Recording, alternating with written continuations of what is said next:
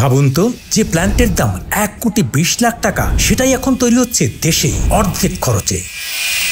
আরো অবাক হবেন জেনে এটার মান ইউরোপের সমান। এক সময় কোটি কোটি টাকা খরচ করে যেটা আনতে হতো ইউরোপ আর উন্নত দেশ থেকে, আজ সেটা বানিয়ে দেখাচ্ছেন আমাদেরই সাহসী প্রতিভাবান প্রকৌশলীরা। এলপিজি পাম্প, ভারী শিল্পের কারখানা, সব জায়গায় এখন গর্বের সাথে দাঁড়িয়ে আছে এই দেশীয় প্ল্যান্ট। এ শুধু প্রযুক্তি নয়, এ আমাদের আত্মবিশ্বাসের গল্প। আমাদের হচ্ছে ফাদ মোটরস লিমিটেড। এটা আমাদের হচ্ছে এলপিজি ম্যানুফ্যাকচারিং প্ল্যান্ট না, এটা আমাদের হচ্ছে এলপিজির জন্য। এলপিজি বিভিন্ন আপনার স্টোরেজ ট্যাঙ্ক যেগুলো আপনার দেখবেন যে পাম্পে আছে, আবার অনেক জায়গায় ইন্ডাস্ট্রিতে ইউজ হয়, দুই জায়গায়। আরেকটা আমরা ইউজ করি হচ্ছে ক্যারিয়ার, যেগুলো আপনার ডিপোর থেকে গ্যাস নিয়ে বিভিন্ন জায়গায় সেল করি। না, এলপিজিতে আপনার প্রেশার থাকে, এটা তো হাই প্রেশার থাকে। আপনার এই প্রেশার অনুযায়ী যেটা দরকার আমরা সেটা ইম্পোর্ট করে শুধু সেটাই বানাই। আর ধরনের পানি আছে যেগুলো আছে, এগুলো আমরা বানাই না, কারণ ওগুলো আমাদের রিলেটেড। প্রথমত আমাদের দুই ধরনের কাজ হয়, একটা হচ্ছে গিয়ে রোলিং এর কাজ, আরেকটা হচ্ছে ক্যাপ মেকিং এর কাজ। রোলিং এর জন্য আমরা প্রথমে এখানে আপনার প্লেট নিই, আমাদের প্লেট জোড়া দেওয়া হয়, এই যে এখানে একটা দেখেন জোড়া দেওয়া আছে, এটা আমাদের ছোট পিস করে কাটা হয় এই যে। তারপরে আপনার এটা হচ্ছে ওয়েল্ডিং হয়, এই ক্যাপটা রাউন্ড শেপ করা হয় কেটে। রাউন্ড শেপের পরে আপনার এই হাইড্রোলিক প্রেস মেশিন আছে, এটাকে আপনার হচ্ছে ডাইস হিসেবে দেওয়া হয়, এই যে ইলিপসয়েডাল, হ্যাঁ গোল করা হয়, উপবৃত্তাকার এটা তৈরি করা হয়। তারপর এটা রেখে দেওয়া হয়, আমাদের ওই পাশে বানানো আছে, সেটা আমাদের আপনার এই যে দেখেন এখানে একটা বানানো আছে, রোলিং মেশিনের সাহায্যে আমাদের এভাবে রোল করা হয়। আর ওই যে দেখেন ক্যাপ আমরা ওইভাবে বানিয়ে রেখেছি। হ্যাঁ, বিদেশ থেকে আগানো হতো, এখন বাণিজ্যিক ভাবে আমরা বাংলাদেশে বানাই।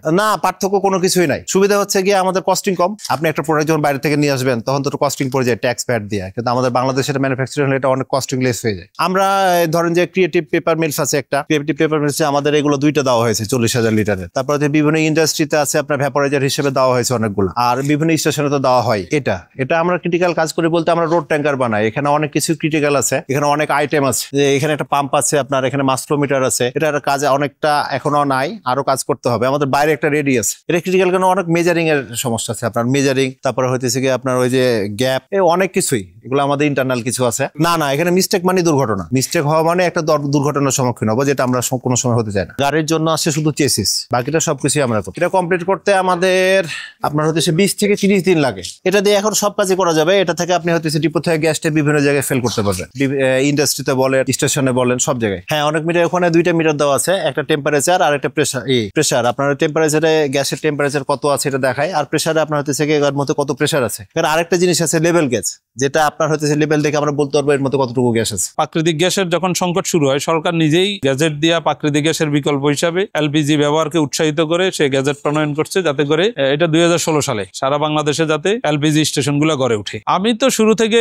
বিকল্প জ্বালানিতে সিএনজি প্রজেক্টে আমি কাজ করতাম, সিএনজি স্টেশন গুলাই আমরা সরবরাহ করতাম, যেহেতু এই সেক্টরেই সে 2003 থেকে কাজ করতেছি। সুতরাং যখনই সরকার সিএনজির বিকল্প হিসাবে এলপিজির নীতিমালা প্রণয়ন করলো, তখন শুরু থেকে আমরা এলপিজির স্টেশন করা শুরু করলাম। আমরা এটা পরিপূর্ণ একটা আমদানি নির্ভর শিল্প ছিল, মেশিনারি গুলা আমরা শুরু থেকে ইটালি, টার্কি, চায়না বিভিন্ন দেশ থেকে আমদানি করে স্টেশন গুলো আমরা সরবরাহ করেছি।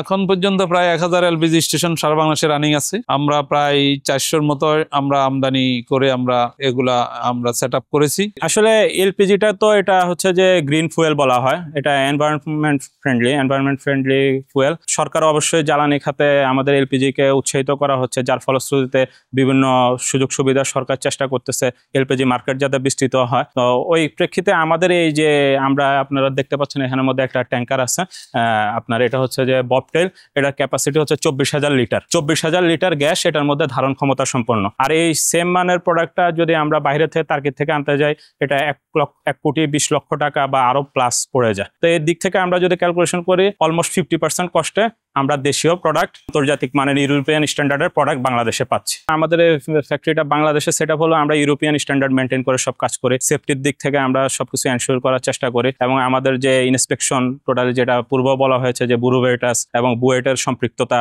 বুয়েটের প্রফেসরদের ইনভলভমেন্ট, আমাদের এমডি স্যারও হচ্ছেন যে বুয়েটের যে আপনার ইন্ডাস্ট্রিয়াল অ্যাডভাইজারের কমিটির মধ্যে মেম্বার একজন উনি। ফিউচার তো জ্বালানি খাতের ফিউচার অলওয়েজ ব্রাইট, কারণ জ্বালানি ছাড়া তো কোনো শিল্প কারখানা চলতে পারবে না। প্রত্যেকটা শিল্প কারখানাতে জ্বালানি প্রয়োজন। এই জ্বালানি সোর্সিং হিসাবে হয় ন্যাচারাল গ্যাস, সিএনজি অ্যাভেলেবেল থাকতে হবে, আর সিএনজির অল্টারনেটিভ হিসাবে বর্তমানে বাংলাদেশে একমাত্র এলপিজি